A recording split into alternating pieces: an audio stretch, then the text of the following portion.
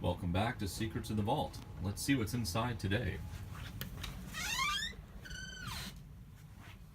Today we'll take a closer look at the Lego Star Wars Ewok Village. You can see it here, set number 10236. We'll get the box out of the vault and take a closer look. So here's the Lego Ewok Village with nearly 2,000 pieces and 17 minifigures. It's one of the largest Lego sets ever. It was released in September 2013 and was available from Lego Shop at Home through November 2016. Next, we'll take a look at what's in the box. So here are the contents of the box of the Ewok Village.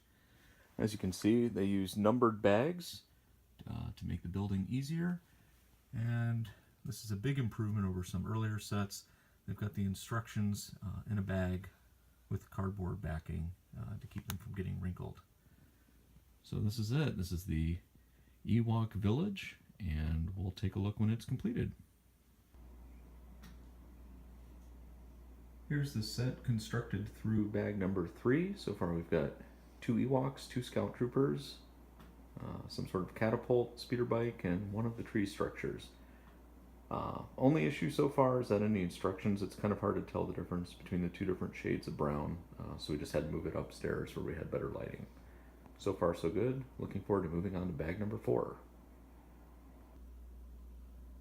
Okay, we're done with the first instruction book. That takes us through bag 5. We picked up a couple more tree structures and some more minifigures.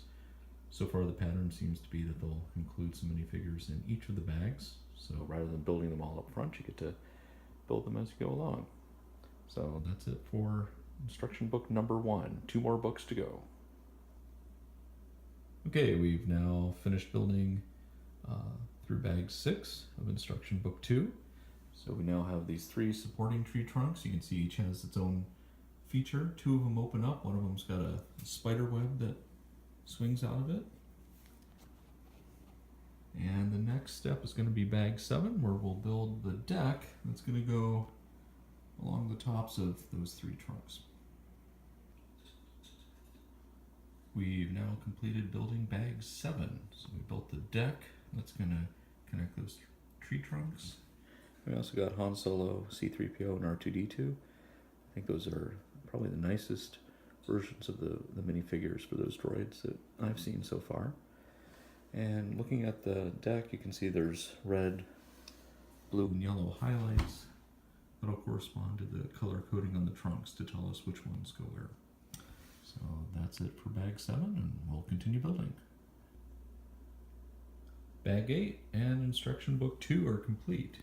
So now the 3 tree trunks are connected to the deck. They have some foliage on the bottom to connect them there.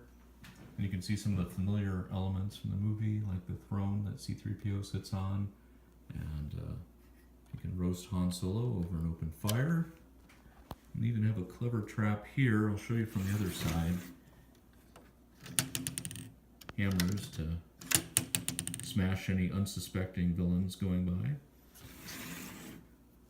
And even some of the Imperial helmets for them to use as drums at the end of the movie. So it's looking pretty good so far. It looks like the last parts of the set will just be the tops of the trees in each of those corners.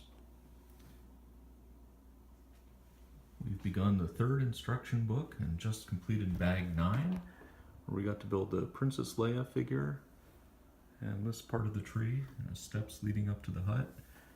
And you can actually pivot it somewhat based on the pieces they use to attach it. And we also use the 3rd and final sticker to the set.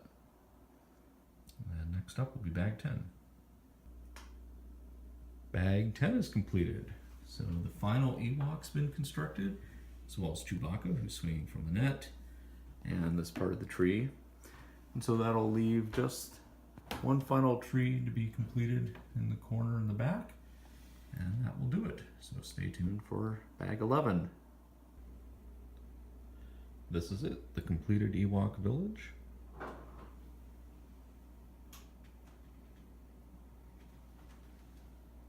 It's a great set. Some of the things I really like about it are the fact that there's very few stickers, just 3 of them. A great assortment of minifigures. They really have all the characters you would have expected to be included in this set. Han, Luke, Leia, C-3PO, R2-D2, Chewbacca, 5 Ewoks, a couple of Rebel soldiers, 2 Stormtroopers, 2 Scout Troopers. So just a great assortment of minifigures, an interesting build. It didn't get too repetitive.